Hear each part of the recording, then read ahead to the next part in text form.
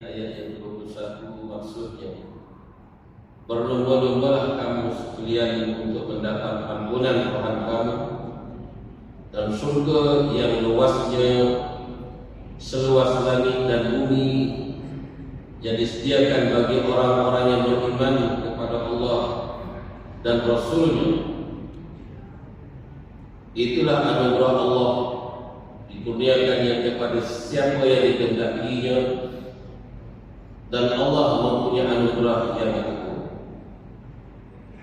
Subhanallah.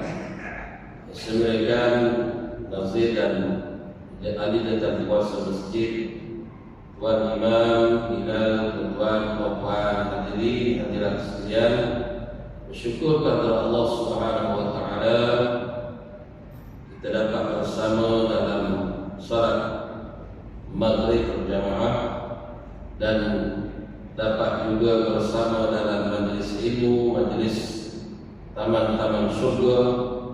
Mudah-mudahan manfaat yang kita dapat daripada majlis ini sangat besar, kerana kelebihan berada kita dalam majlis ilmu itu, kalau kita belajar dalam satu ayat daripada ayat Allah, lebih baik daripada salat sunat 100 rakaat. Dan kalau kita belajar satu bab daripada bab ilmu agama, lebih baik daripada kita menunaikan salat 1000 rakaat. Beliau rujuk dalam hadis Sunan Ibnu Majah, hadis yang 215. Tuan boleh rujuk ya, hadis tersebut memang ada Nabi pesan kepada Abu Dzar Al-Ghifari radhiyallahu anhu. Ya, Nabi sebut, ya Abu Dzar, la anta ghudwa fata'allama ayatan min kitabillah khairun laka min an tusalliya mi'ata raka'ah, wa la anta ghudwa fata'allama baban min al-'ilm khairun laka min an tusalliya alfa raka'ah. Rawahu Ibnu Majah. Wahai Abu Dzar, berpagi-pagi kamu belajar satu ayat daripada ayat Allah, lebih baik daripada kamu salat sunat 100 rakaat.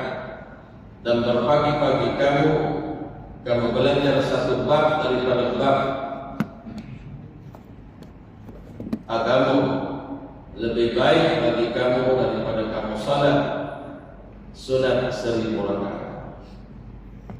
Mudah-mudahan kelebihan tersebut, tuan-tuan dan puan sekalian, berjaya kita dapat dengan keikhlasan kita datang, kesungguhan kita datang, dan istiqamah kita berada dalam rumah Allah. Karena rumah Allah adalah rumah yang memang dikhususkan untuk orang-orang yang sentiasa sujud dan rukuk kepada Allah dan taat kepada Allah Ta'ala. Dan para sahabat ridwanullah alaihi ajma'in serta para ulama, mereka itu banyak berada dalam masjid dan rumah Allah. Dan tambah-tambah lagi apabila mereka mengharapkan pertolongan, meminta sesuatu, maka mereka menghadap Allah Subhanahu wa taala, memohon dengan Allah, kerana mereka menyatakan bahawa memohon dengan Allah, Allah yang boleh kurniakan apa sahaja kepada kita. Permintaan kita pasti Allah akan kabulkan dengan kesungguhan kita. Adapun kadang-kadang bila kita minta dengan manusia terbatas pemberiannya, maka pasti tidak akan dapat menunaikan hajat-hajat kita. Akan tetapi bila kita bermunajat, berdoa, berada di dalam rumah Allah, Allah pasti mengabulkan hajat kita. Di antara hajat kita ialah supaya Allah Ta'ala meneguhkan iman kita, menerima amalan kita, memantapkan keyakinan kita kepada agama Allah Subhanahu wa taala. Adapun pada malam ini suka saya menceritakan tajuk yang akan disambung daripada tajuk yang lepas daripada kitab Insan Ingatlah, iaitulah beribadah bagaikan mati akan menjelang esok hari. Ya, kitab ini karangan almarhum Guru Haji Abdul Aziz Nikmat. Ya, tuan-tuan, nomor 4, lanjutnya beribadah bagaikan mati akan menjelang esok hari. Ya, kitab yang ditulis di papan kenyataan itu saya tukar moda sebab ada orang lain yang bawa kitab itu, saya tak nak kitab yang sama lah. Sebab itu saya tukar dengan konsep tazkiyatun nafs, pembersihan jiwa. Ya, supaya bila kita berakhir hidup kita dengan pemurnian jiwa kita, mudah-mudahan kita menghadap Allah dengan sejahtera. Yauma la yanfa'u malun wala banun illa man atallaha biqalbin salim. Pada hari yang tidak boleh memberi manfaat oleh harta benda dan anak bina Allah. Hari kiamat itu tak boleh memberi manfaat harta benda kita yang banyak, anak-anak kita yang ramai, penyokong kita yang ramai, tak boleh beri manfaat illa kecuali man atallaha biqalbin salim. Orang yang menghadap Allah dengan jiwa dan hati yang sejahtera. Qalbun salim. Ya, sejahtera daripada syirik, sejahtera daripada munafik, sejahtera daripada kekufuran, sejahtera daripada sifat-sifat madhumah dan segala sifat yang buruk, maka itulah orang yang bertuah. Ya, insya-Allah. Dia kata beribadah bagaikan mati akan menjelang esok hari. Seluruh manusia mengetahui bahawa kematian itu akan datang pada bila-bila masa. Tiada siapa pun yang dapat mengandaikan dirinya akan hidup lama. Orang muda tidak boleh optimis bahawa dia akan hidup lama, kerana semua orang tahu kematian itu tidak bertarik. Bayi dalam kandungan pun menemui ajal sebelum dilahirkan, dan kesihatan yang dikawal rapi tidak akan memanjangkan usia seseorang. Ini sedia maklumlah. Ya, mati ini datang tidak kira usia, tidak kira besar, kecil, tua, muda, dah kaya miskin, bayi ke orang tua ke, dia boleh ada dalam kandungan lagi. Ya, diambil nyawa oleh Allah Subhanahu Wa Taala. Ada yang sempat hidup beberapa hari, ada yang sempat hidup mungkin setahun pun boleh meninggal dunia. Seumpama buah kayu, yang putih pun gugur, yang masak pun gugur. Macam itulah umpama. Manusia tidak diberi ilmu untuk membongkar rahsia roh dan mati. Kita tak tahu hal roh mati dia pun kita tak tahu. Ya. Kalau saya tanya tuan-tuan, tuan-tuan tanya saya, tuan-tuan nak mati bila? Boleh jawab? Ada semua jawab, saya tak nak mati lagi. Macam tu dia. Tak. Memang begitu. Tidak siapa yang tahu. Dan sebab itulah kita kena sentiasa bersedia. Kata Al-Imam Hasan Al-Basri rahimahullah ta'ala, ya, aku tidak tahu bilakah ajalku akan datang. Tak tahu bila. Sebab itu aku sentiasa bersedia untuk menemui ajal. Dan ulama-ulama dia banyak persiapan untuk bekalan hidup di akhirat. Ya, hidup yang orang kata hidup yang tidak ada kesudahan. Orang sering menyayangkan mati dengan sakit atau sesuatu tragedi. Tetapi orang yang siap pun mati. Ya, kadang-kadang sakit tak ada pun boleh mati. Sebab syarat mati bukan sakit. Orang sakit dekat hospital berbulan-bulan tak mati. Kalau kita ingat tak almarhum Ustaz Dr. Syafawi kan, ya lama dia tak sedar kan. Allah yarham, Allah merahmatinya dan mengampunkan dosanya. Ya, bagaimana lama bertahun, akhirnya dia dikembalikan kembali ke rahmatullah. Dan ada orang yang segar-bugar sehat, ya, tiba-tiba meninggal. Sebab apa? Sebab tak ada orang yang tahu. Ya, sebab dalam surat beranak kita tu, dalam IC kita tu tak ada tulis tarikh mati. Tarikh mati orang tulis dia bila kita mati. Orang buat report untuk ke bumi. Dah, sebab sakit sekian-sekian. Sebab kematian sakit sekian-sekian. Tarikhnya sekian-sekian. Pelapornya siapa? Itu je tarikhnya. Dalam surat Al-Qur'an adalah tarikh lahir, di mana, pukul berapa. Dah. Tapi tidak ada ditulis tarikh mati. Cuma Nabi beri gambaran. Nabi beri gambaran macam mana? A'mal ummati ma baina sittin ila sab'in. Umur umat aku 60-70 min bainan. Ya, antara 60-70. Nabi sendiri 63 tahun lebih sikit. Sayyidina Abu Bakar bersama, Sayyidina Umar lebih kurang. Dah, sahabat-sahabat Nabi kebanyakan begitu. 60-an. Ya. Jadi apatah lagi kita dah melebihi tahap 60-an, 70-an itu, maka itu maknanya agak katanya lah ya dekat daripada orang yang muda-muda lah. Itu ya. Justru itu persoalan mati adalah urusan Allah Ta'ala sebagaimana dijelaskan oleh firman Allah Ta'ala, wa yas'alunaka 'anil ruh qul ruh min amri rabbi. Dan mereka bertanya kepada Muhammad tentang hakikat roh. Katakanlah roh itu termasuk urusan Tuhan.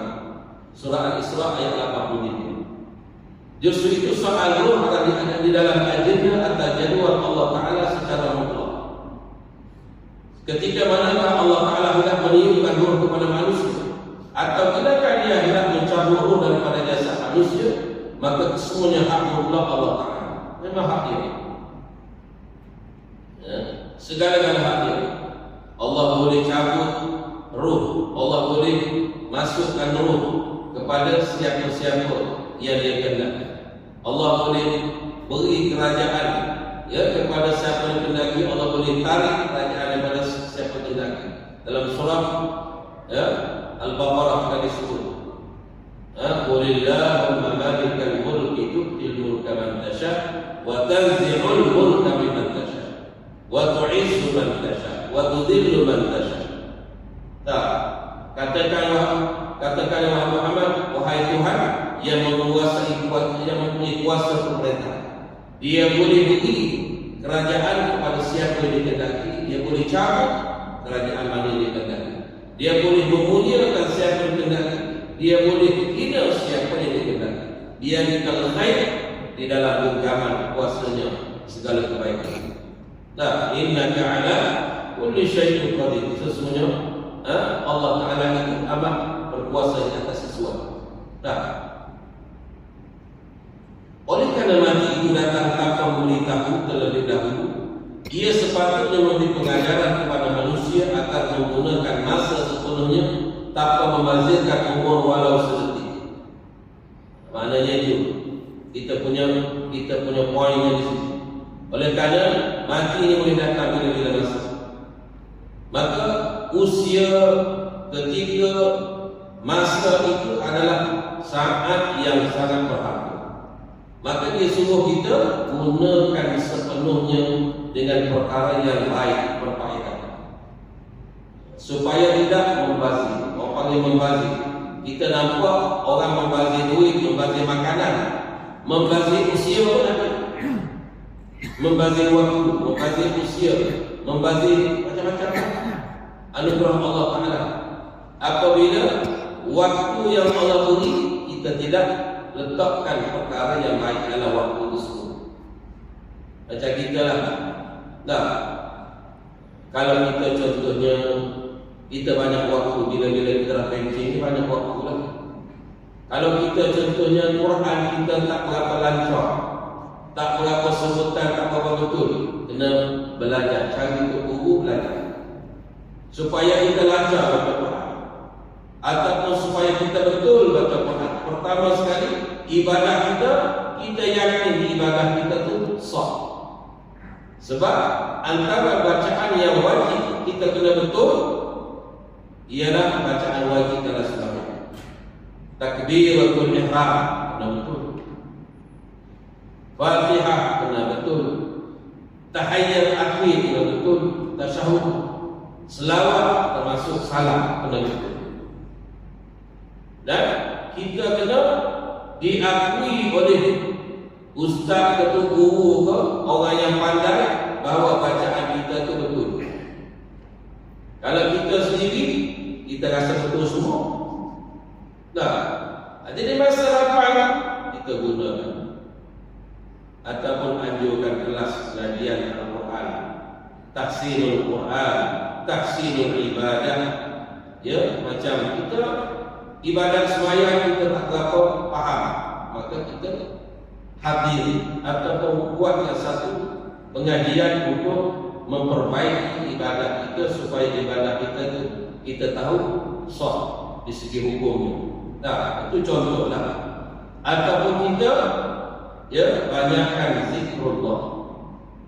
Masa ada kan baca Quran, zikrullah, berpesan-pesan ke arah kebaikan, bertolong-menolong dalam kebajikan.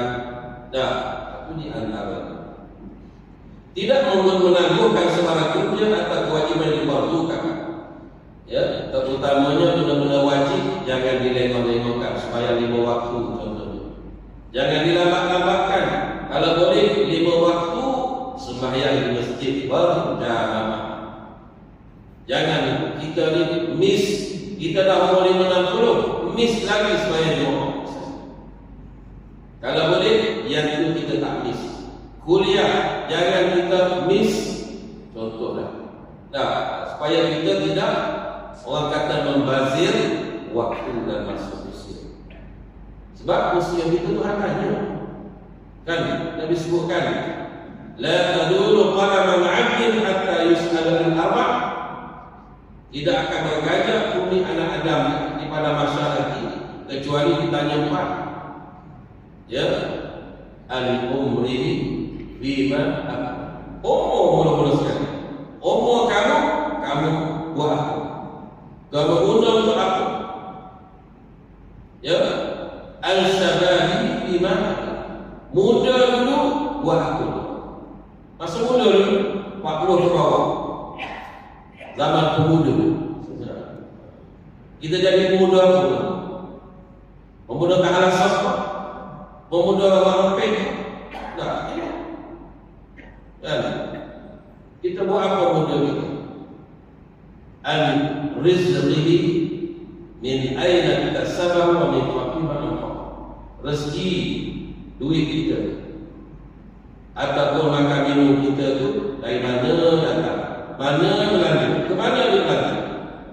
Masuk keluar Allah tanya. Auditornya Allah. Al-ilmi ma'amilah.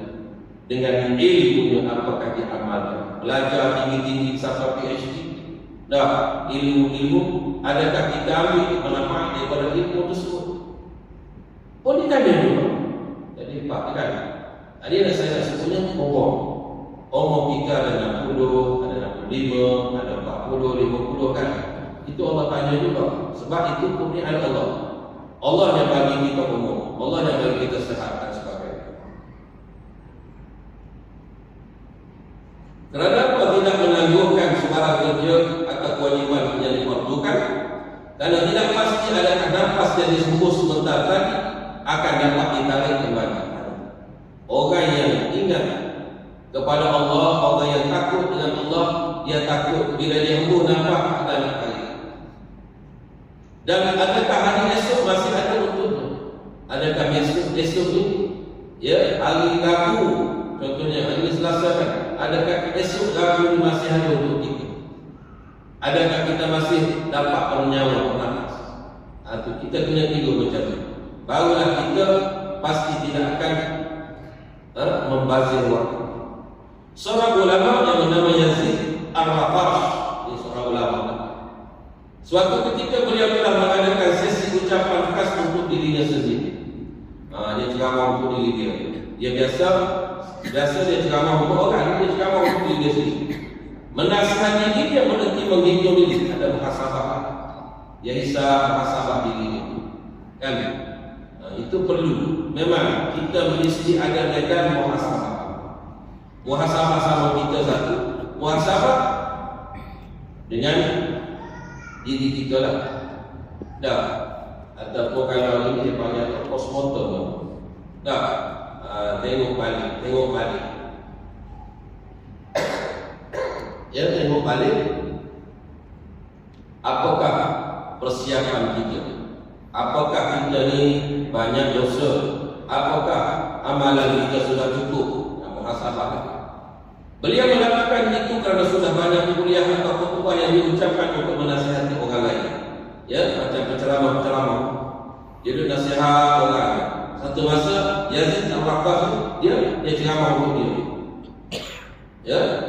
Jadi kali ini beliau mengkhususkan kuliah nasihat untuk diri sendiri. Dalam ucapannya beliau telah mengemukakan satu pertanyaan.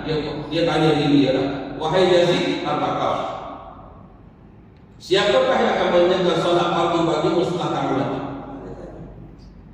Yazid, kalau saya, Asmadi, siapa yang akan sembahyang untuk kamu? Ya, akan tunaikan sembahyang kamu kalau kamu malas sembahyang kamu ini bila kamu mati nanti. Tak begitu. Itulah, itu yang juga disebut oleh Imam Hasan Basri bila bertanya apa sebab imam tadi zuhud, dia tanya, dia kata, ya, aku tahu amalan aku tidak akan boleh dilakukan oleh orang lain, sebab itu aku tekun melaksanakan ibadah. Betul. Sembahyang kita, apa ibadah kita orang lain tak boleh buat. Ya, adalah apa tentu tu. Itu pun belum tentu. Tengok orang yang buat tu baik telah atau tidak. Apatah lagi kalau tahlil itu kadang bagaimana tahlil apa makan gula. Tentu ada pompo tak sampai ada. Kalau pergi la ilaha illallah sebab nak makan gula yang makan gula sudah tak sampai juga. Kena ikhlas amalan kita datang masjid ni, kena ikhlas saja. Ya, kita datang masjid ni. Kita datang masjid, kita duduk dalam kuliah kita buat kebajikan yang kena ikhlas. Bagus masa terima, apatah lagi kita buat untuk orang lain. Ya. Jadi dia kata, sebab itulah dia kata, siapa akan mengerjakan salat fardu bagi dirimu supaya kamu mati. Beliau membukakan soalan tersebut pada dirinya kerana beliau sedar bahawa solat dilakukan selama ini ibarat seorang murid yang memasuki ujian peperiksaan, tetapi keputusan ujian itu dirahsiakan. Kita tahu tak keputusan selayan itu hak selama ini berapa markah? Tuan-tuan tahu ada mereka bagi tahu. Dah cukup tahu repot kat sampai sembahyang, puasa, sedekah, ya, menjadi rahsia. Hanya kita raja ini harap kepada Allah semata-mata, serah diri kepada Allah. Yang penting aku buat terbaik, ahsan ibadah. Nah, itu sebab apa? Kata Yazid, dia tanya soalan kepada diri sebab ibadah sembahyang yang buat selama ini umpama murid yang menulis soalan, menjawab soalan, ya, dan tak diberi keputusan yang minum di hujung semesta, misalnya dah. Kita ada semesta kita minum, di sana. Nah, itu semesta kita. Bolehkah dia yakin bahawa dia lulus ujian? Semuanya menjadi teka-teki dan keputusannya hanya akan diketahui apabila catatan amal soleh itu telah dibentangkan oleh Allah Ta'ala pada hisab ibadah masyarakat. Itu baru tahu. Sembahyang kita tongkat balik sebelum ini, timur kenapa? Puasa kita daripada pagi sampai petang, timur kenapa? Haji, umrah dan sebagainya. Cumanya patut lagi pesan kita, kamu kena ada dua lepas buat ibadah, kena ada dua benda. Pertama, takutnya Tuhan tak terima, takut lipat-lipat. Yang kedua, raja diharap sangat-sangat Allah terima. Memang besarlah menggunung harapan kita agar Allah terima amalan kita. Jadi dua ni kau dan raja kita. Nah, sebelum datangnya hari pendedahan segala amal itu sudah tentu tidak seorang pun merasa pasti bahawa salat itu diterima oleh Allah Ta'ala sebagai ibadah yang terbaik. Dia hanya mengharap salat itu diterima, tapi dia tidak tahu bagaimana nasib salat itu. Sama ada telah dibawa ke langit oleh para malaikat yang bertugas dengan jaya atau sebaliknya. Adakah dapat melepasi pintu-pintu langit sehingga akhirnya sampailah ke pangkuan Allah SWT? Atau adakah salat sudah dilontar oleh malaikat yang jaga pintu langit disebabkan kecacatan yang terdapat di dalam salat? Kan pernah Nabi sebut, kalau kita semayang cincai-cincai, malaikat bawa pergi sampai ke atas, ya, penjaga langit, sampai ke hadapan Allah. Allah kata, balingkan semula salat itu ke atas muka Tuhan itu. Maka Nabi sebut digumpal-gumpal pahalanya itu dilempar ke atas Tuhan punya salat. Ada dalam hadis. Itu yang kita takut. Tak, sebab itu kita kena buat ibadah yang terbaik. Atau macam mana kita nak tahu terbaik? Kita kena belajar dan ikut ilmu kita, insya-Allah terbaik. Kita tak boleh buat cincai, tak boleh ikut-ikut orang. Mesti dengan ilmu. Apa saja ilmu. Ilmu ni kena al-ilm ditanya, ilmu dengan itu disebut dinafikan. Ya. Al-ilmu imam. Ilmu itu imam kata Nabi. Wal amal tabi'u, dan amal menjadi makmum kepada imam. Kita nak beramal kena ada ilmu. Sebab ilmu lah itu imam, ketua tak kepada amalan kita. Sebab kita tak boleh buat cara bergagau itu. Selain itu tidak ada siapa pun yang dapat menjangka dia akan sampai pada waktu solat berikutnya. Betul. Tersemayang isyak, sembahyang maghrib, orang yang soleh maka sembahyang maghrib ulas, sembahyang akhir bagi. Dia sembahyang isyak, sembahyang isyak dilaras, sembahyang yang terakhir bagi. Itu orang mukmin. Tidak ada sembahyang melainkan salat jenazah tadi. Nah, aku berilmu orang mukmin macam tu dia tidak, dia merasakan, dia di tangan Allah sebetulnya, bukan di tangan kita.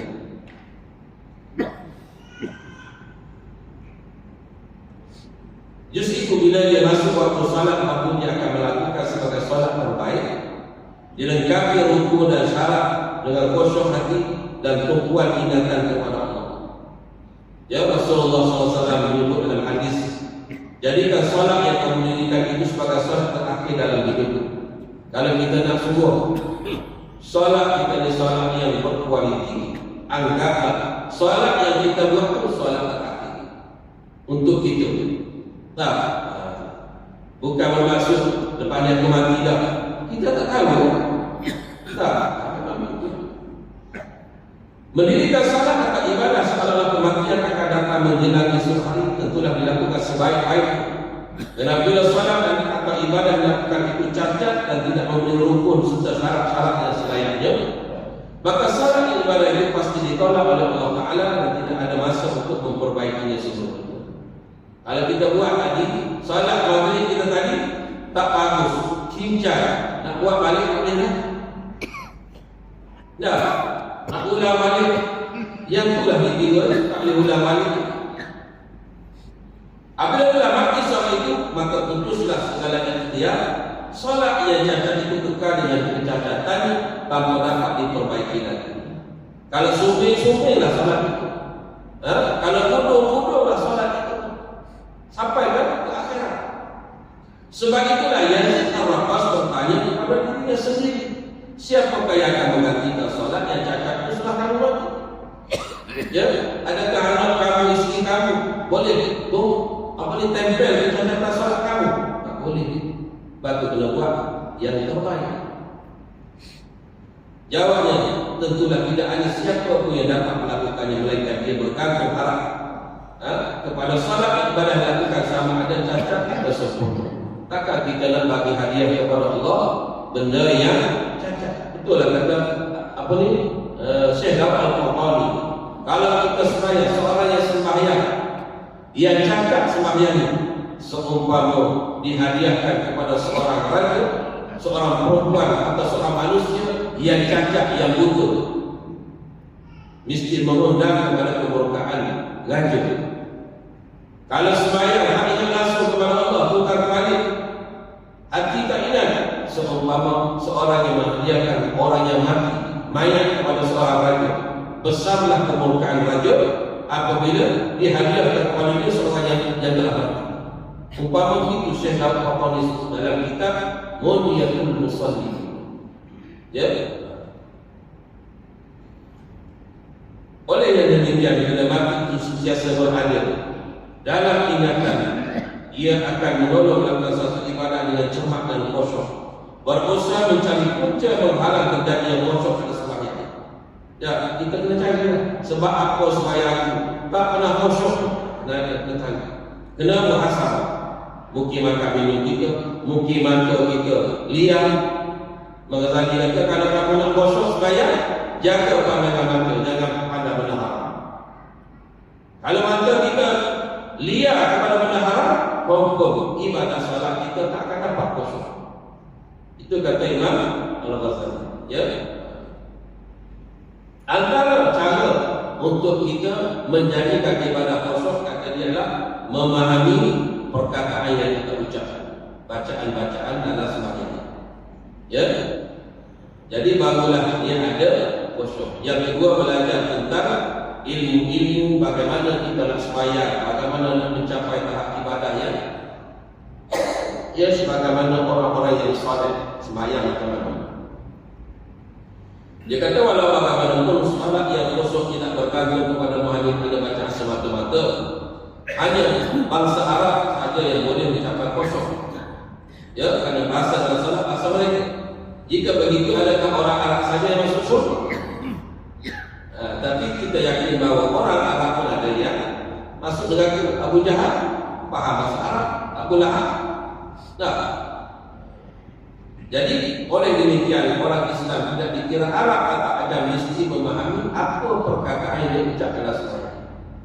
Ya, ataupun paling tidak dia ingat kepada Allah Subhanahu wa taala. Allah sebut, innani anallahu la ilaha illa ana fa'budni wa aqimis salata li dzikri. Sesungguhnya aku ini adalah Allah, tidak ada Tuhan selain aku, maka sembahlah aku dan dirikanlah salat untuk mengingati. Allah kata salat itu kena ingat kepada aku. Aqimis salat li dzikri. Sembahyang untuk mengingati. Batu kalau orang sembahyang tak ingat kepada Allah, bukan sembahyang, bukan salat. Ya. Firman Allah Ta'ala lagi, qad aflahal mu'minun alladziina hum fi salatihim khashi'un. Sesungguhnya beruntunglah orang-orang beriman, itu orang yang khusyuk dalam salat. Ini dalam surah Al-Mu'minun ayat 1 dan 2. Allah kata qad, sesungguhnya, aflaha, berjaya, bertuah, beruntung, al-mu'minun, orang beriman. Mana? Alladziina hum fi salatihim khashi'un. Orang beriman yang dalam sembahyang mereka itu sangat khusyuk. Ya, khusyuk ni hatinya mudah tujuan kepada Allah Subhanahu wa taala. Justru itulah solat yang khusyuk itu adalah satu urusan yang besar bagi seorang yang beriman. Mereka tidak mungkin mendakwa boleh mencapai khusyuk tanpa mengetahui makna bacaan dalam solat. Atau kita kena cari. Ataupun kita boleh, kalau boleh buat kelas memahami makna bacaan dalam sembahyang. Boleh? Ada orang kampung buat daripada Fatihah sampai Wadduha, dia hafal apa kandungannya. Dia tak faham bahasa Arab, tapi dia faham melalui hafalan. Ya, daripada Fatihah sampai Wadduha, daripada zikir-zikir dalam sembahyang, semua dia tahu, dia ingat. Ya, itulah salah satunya dia panggil tadabbur, memahami makna bacaan.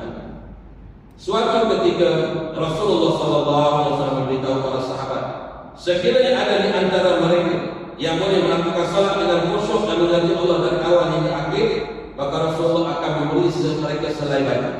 Ini Rasulullah buat apa ni, tawaran. Siapa yang sembahyang khusyuk, dia akan beri baca daripada takbir sampai salam. Tiba-tiba Sayyidina Ali mengaku dapat melakukannya.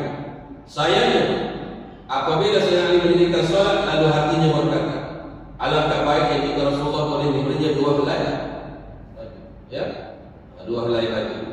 Lalu Sayyidina Ali sebagai sepupu Nabi yang juga pembantu pernah dikabarkan bahawa dia adalah pintu ilmu dan Nabi sebagai gedung, namun masih dapat gangguan di dalam solatnya.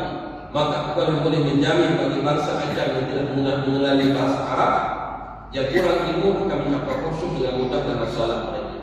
Kalau Sayyidina Ali itu boleh begitu, kita yang para kita, ya, itulah wallahu alam. Sekarang itulah tuan-tuan, insyaallah kita akan sambung.